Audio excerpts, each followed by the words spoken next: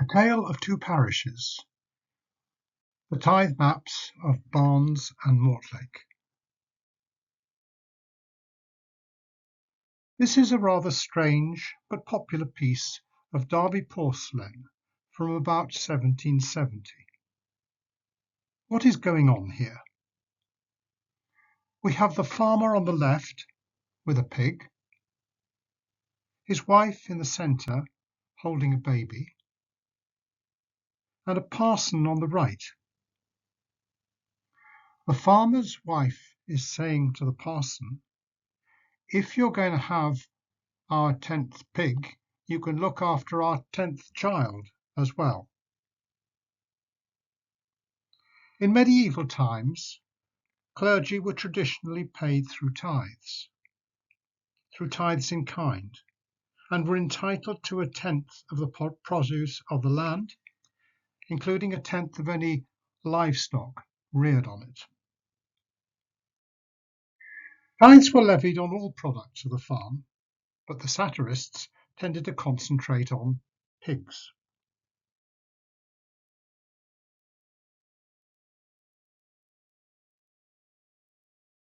Originally, tithes were voluntary and supposed to support the priest, the church buildings, and the poor. But over the centuries, the idea of the tithes providing for the needs of the poor got lost. And Athelstan, the first king of a united England, in the 10th century made them mandatory. We shall meet him again. Before the Reformation, 1/3 of tithes in England were owned by monasteries. On dissolution, monastic tithes went to the king, and most were granted out or sold off. As a result, after the Reformation, around 1/4 of the tithes were owned by lay people. So tithes had changed over time from being a donation to a form of property right, which could be bought and sold. But a system that had worked in medieval society ran into problems in a more complex world. Aside from the satirists, there were others who put forward more reasoned objections to tithes. Firstly, tithes were an unfair burden on agriculture. Industry was not covered. Also, tithes were levied on the gross agricultural output, not taking account of the farmer's expenditure on inputs and improvements. That was a great disincentive to invest. Second, it was argued that the scriptural foundations for tithes were shaky. Third, that tithes were no longer being put to one of their intended purposes, helping the poor. And fourth, tithes were only supporting the established church. Quakers in particular were opposed to tithes and resisted paying them. The agricultural depressions of the early 19th century led to agitation for reform of the tithe system. It was a relic from an earlier age. By the 1930s, virtually everyone agreed on the need for reform. The prospects of reform were helped by the Great Reform Act of 1832. Legislation came in 1836. The system of paying tithes had evolved over the centuries, affecting different parishes in different ways.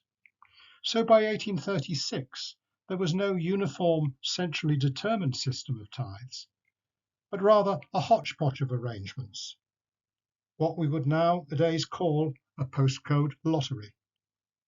The postcodes were not introduced for another 135 years.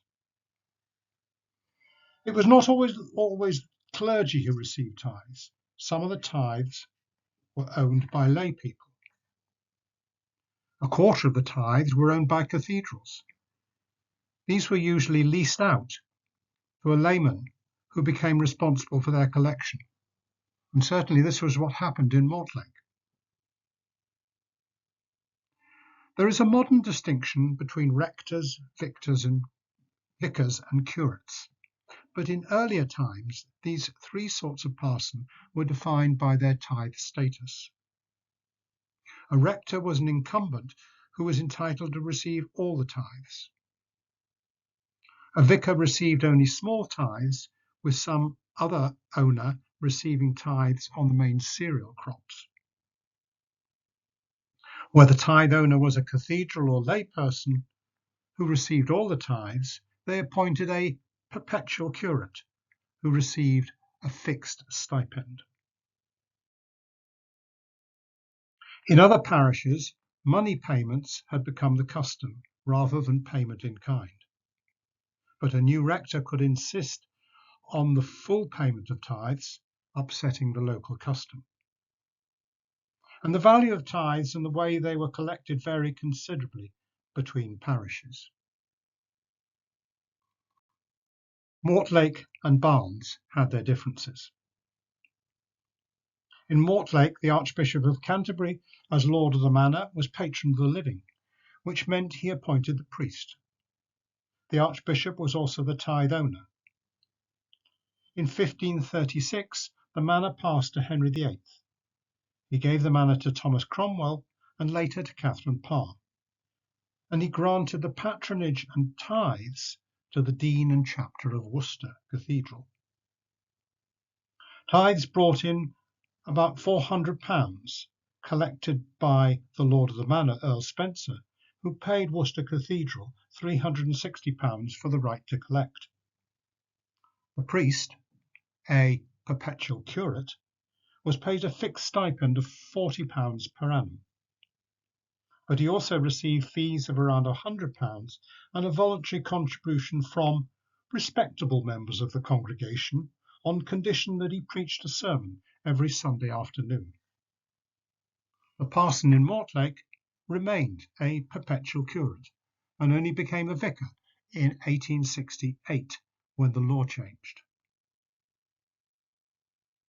Although the manor of Barnes belonged to the Dean and Chapter of St Paul's, Barnes had a rector who received all the tithes. But by 1836 these were all in the form of a money payment. Tithe payments amounted to £300. In addition, the rector, John Jeffreys, received fees which had brought his income to around £380. In Barnes, the rector lived in a glebe house and held 8 acres of good pasture, the glebe land on which no tithes were payable. But the parsonage in Mortlake was, quotes, too small for the residence of the incumbent. It is occupied by a tradesman. The priest had to find his own accommodation. Edward Ominy, the incumbent at the time of the Act, was a member of a wealthy local family, so this was not a problem.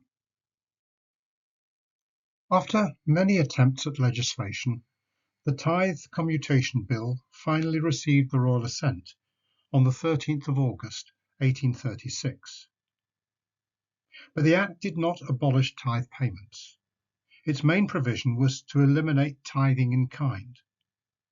It substituted a known, recorded and easily verifiable money payment. This was not fixed, but would fluctuate with the prices of the main arable crops, wheat, barley and oats. Under the Act, 3 tithe commissioners were appointed. If in a particular parish the parties did not agree by October 1838 on a fair payment to replace the tithes, the commissioners would step in and make a compulsory award based on the average value of tithes taken in the previous 7 years. This threat concentrated minds, certainly in the parish meetings in Mortlake and Barnes.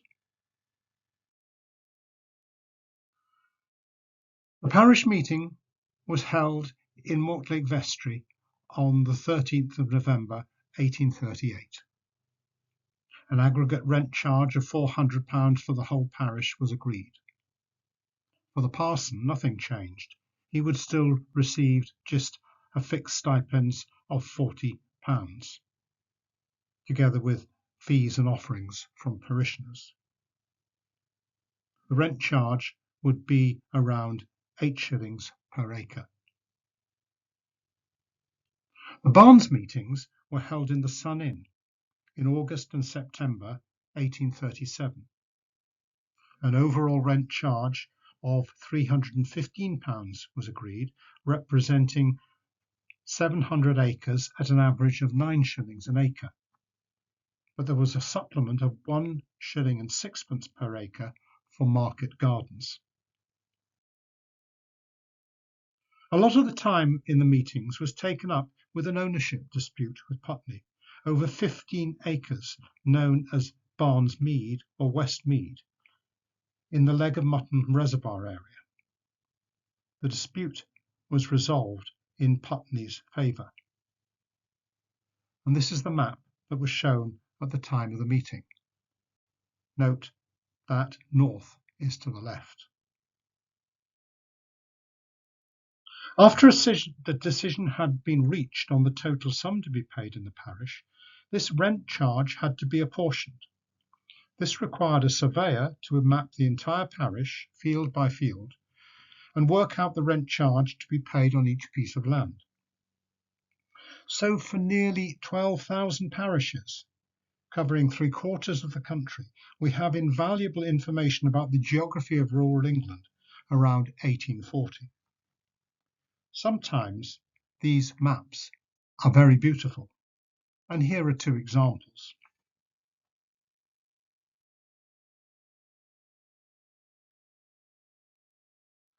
Neither the Mortlake map nor the Barnes map is as pretty as these.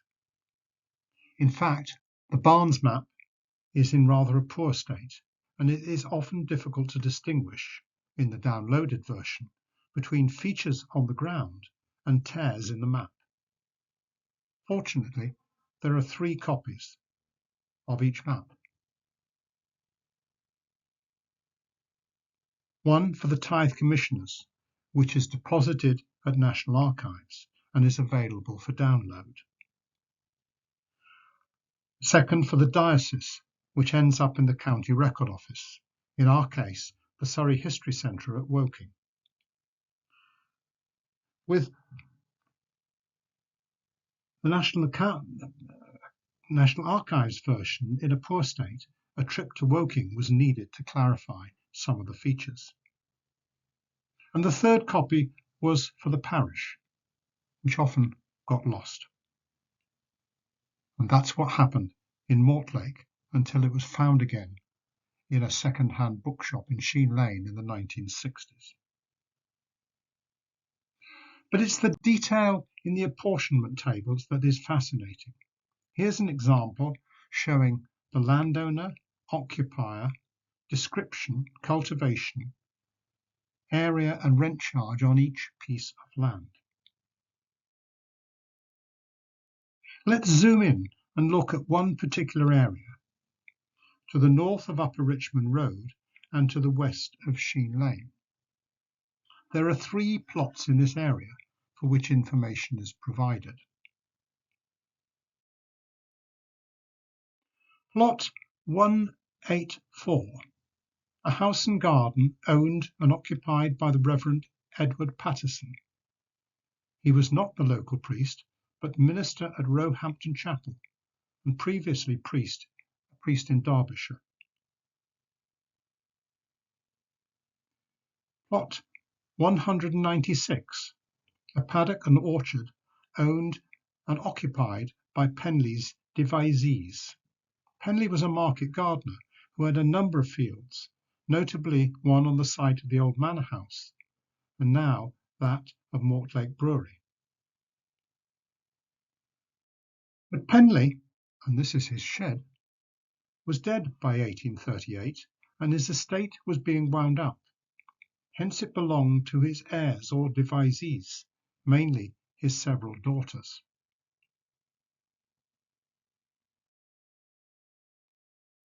And plot 203, again owned by Penley's devisees, but worked as a market garden by James Hampton. James Hampton gives his name to Hampton Square, which was built on the site. And this is a drawing of the entrance to Hampton Square, which is where the Sheen Lane Centre with its surgeries and library are today.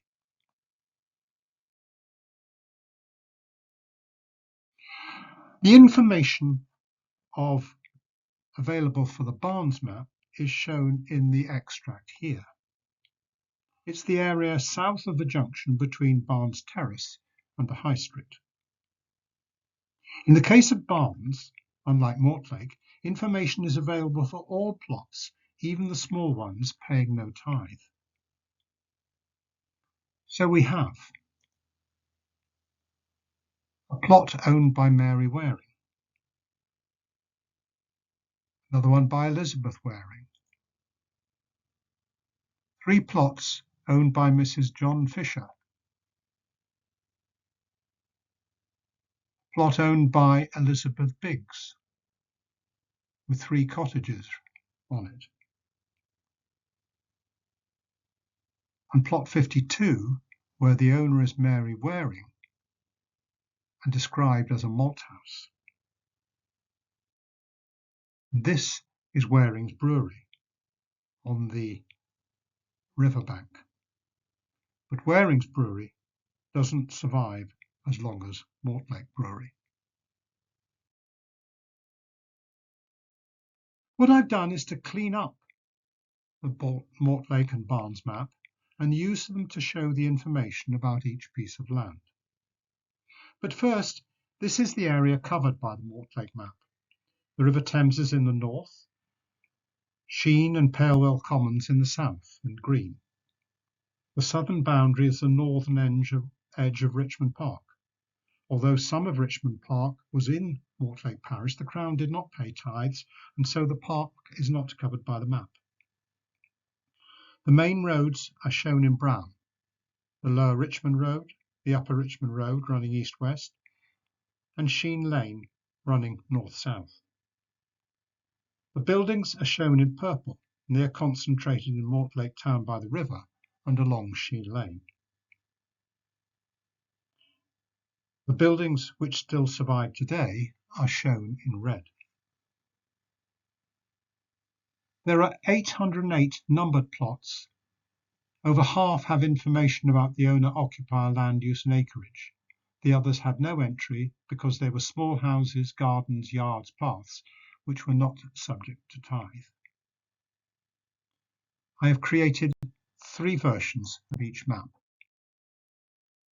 First, the land use map, showing how each plot of land was used. We have Palewell and Sheen Commons. Pink showing the grounds of the grand houses and other private areas.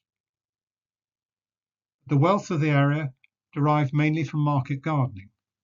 These covered about half the parish. The crops were asparagus, cabbages, turnips, peas, lavender, onions, and asparagus. Many areas were grass. Only 50 acres were cultivated as arable, and that was mainly to produce for the fodder for the cattle that transported the garden produce to London. And osiers, that is, willow for basket making, were grown in poorly drained areas.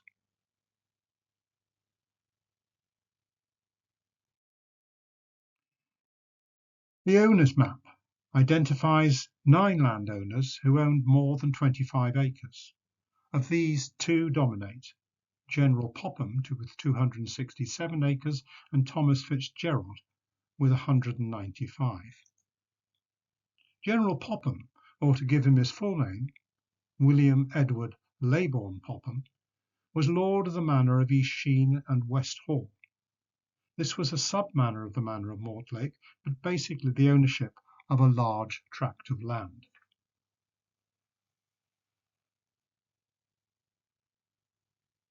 Thomas Fitzgerald was an absentee landlord. He is recalled in Fitzgerald Road and Fitzgerald Avenue. Sir Charles Price, a merchant and politician, owned 72 acres. He resided at Spring Grove, a large house on the west side of Queen's Road, Richmond, just outside of Mortlake Parish. Elizabeth Biggs was the widow of John Biggs, who died earlier in 1837. John Biggs was a market gardener active in both Mortlake and Barnes. In fact, he's the only one recorded in both parishes. And this is a picture of John Biggs surveying his lands in Mortlake. One interesting feature of the map is the difference between the plots of land in the west and east of the parish. In the west, they are largely rectangular fields, but in the east, we see the remnants of medieval strip farming.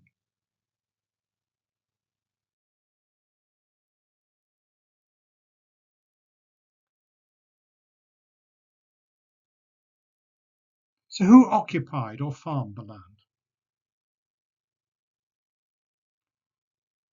Although the Biggs family farmed their own land, and in addition some they rented, neither Popham, Fitzgerald or Price farmed their own land, but rented it out to others, mainly market gardeners. William Grayson was by far the largest occupier of land in Mortlake, with 151 acres. William Grayson was famed for his asparagus. He obtained distinguished honours from the Royal Horticultural Society for repeated exhibitions of this delicious luxury. William Atwood and his son Richard between them occupied 105 acres. William became secretary to the Market Gardeners Association, a group of market gardeners who worked within 12 miles of London. The map also shows two grandees living on their own estates. William Gilpin of Palewell Lodge and the Marquis of Aylesbury in Sheen House.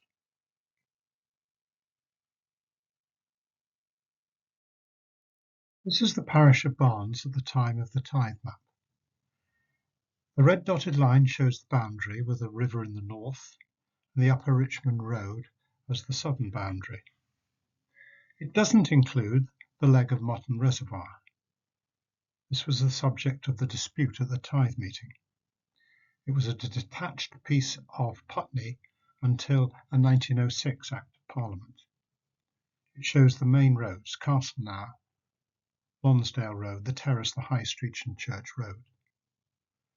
A large area of common land, Barnes Common and Barnes Green. So who owned the land? The manor of Barnes was given by King Athelstan, and this was to the dean and chapter of St Paul's in the 10th century. This is actually a picture of Athelstan giving a book to St Cuthbert. By 1837, St Paul's owned much of the land. This is the land that the dean and chapter of St Paul's had the freehold for. There were two other major freeholders, the Middlesex Water Company and Henry Hugh Hall, third generation of the banking family. But St Paul's leased out its land. In the 18th century, most of the St Paul's land, including Barn Elms, was leased to the Hoare family, headed by Richard Hoare, the founder of the banking business. But the Hammersmith Bridge Company wanted to build a road from Barnes Village to the bridge, which had opened in 1827. Hoare refused to sell them just the land required for the road, and eventually they bought the whole estate in 1927, leaving Hoare with his freehold properties in Barnes Village and to the southwest of the parish. The St Paul's land was broken up, so that by 1837 we have Sir Thomas Colebrook with Barn Elms House and Grounds, or rather the executors of Sir Thomas Colebrook. He died in March of that year. He was a Sanskrit scholar, one of the founders of the Royal Asiatic Society and the Royal Astronomical Society, and also a botanist who sent specimens to Joseph Hooker at Kew. And the Hammersmith Bridge Company has the Castleknock approach to the bridge. And the Sharp family has the farmland. So who occupies the land? Mrs. Mary Sharp, living in Mill Farm with her son John. Her husband had died in 1832. She farms a large area of land, not just leased from St Paul's, but also the Barn Elms farm, the land bordering Castleknock, which the Bridge Company owns, and some of the West Middlesex water land. The West Middlesex water has a reservoir on some land of its own, or occupies a much smaller area than he owns.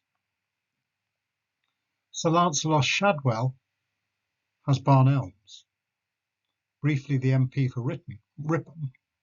In 1827 he is appointed Vice-Chancellor of England, a senior judicial position which he held for nearly 23 years.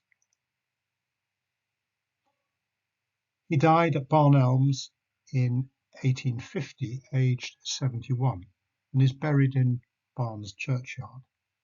So here we have Shadwell's portrait, a picture of Barn Elms in Shadwell's time, and the riverside Barn Elms in 1785.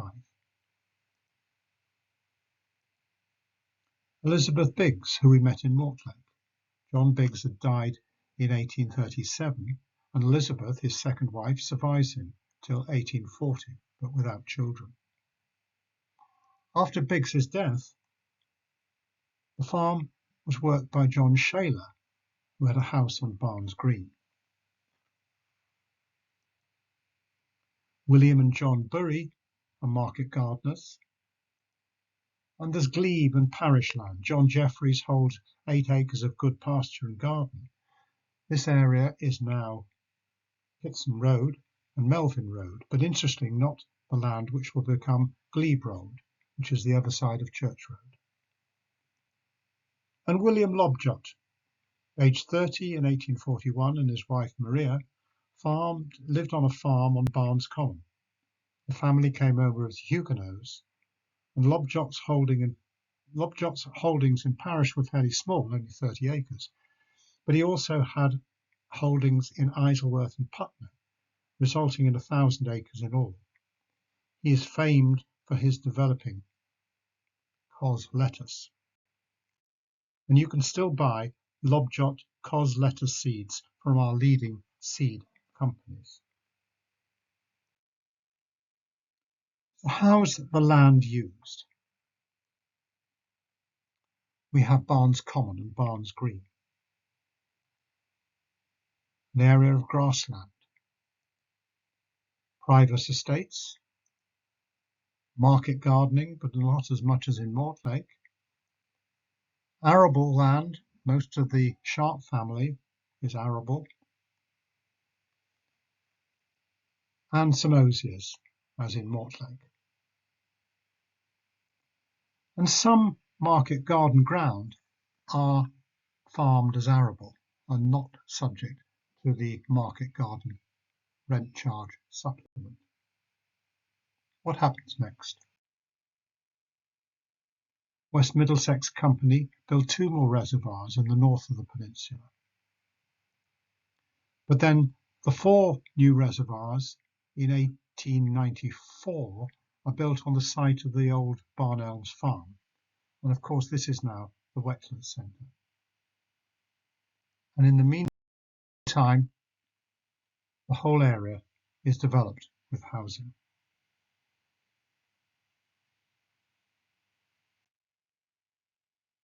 So did the 1836 Act achieve anything?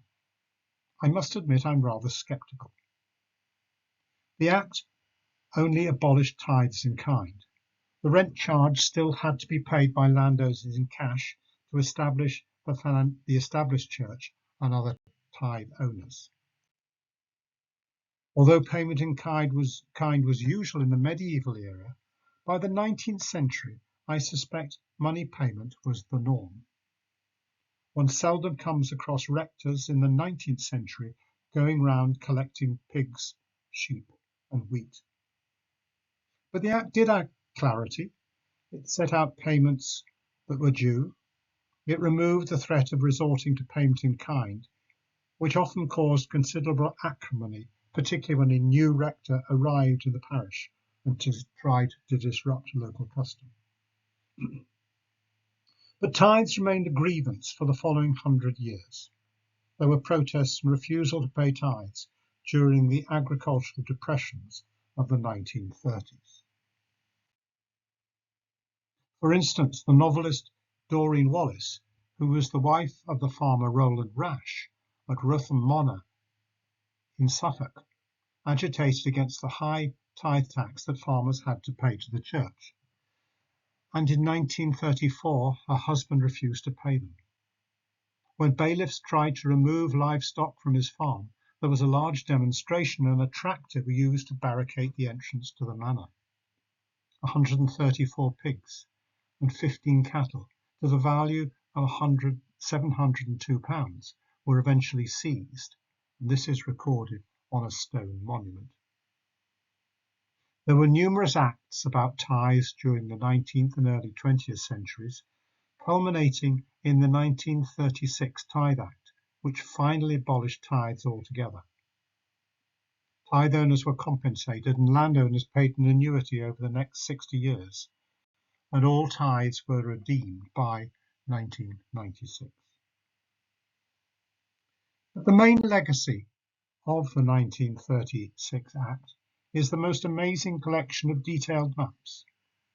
For the first time, most of rural England was mapped in great detail, showing ownership, who farmed the land, and the cultivation or use of each field. The maps that I've shown you of Mortlake and Barnes are just two of some 12,000 across England and Wales. And if you want your own copies of the map, please go to our website, from which you can download and have them printed off.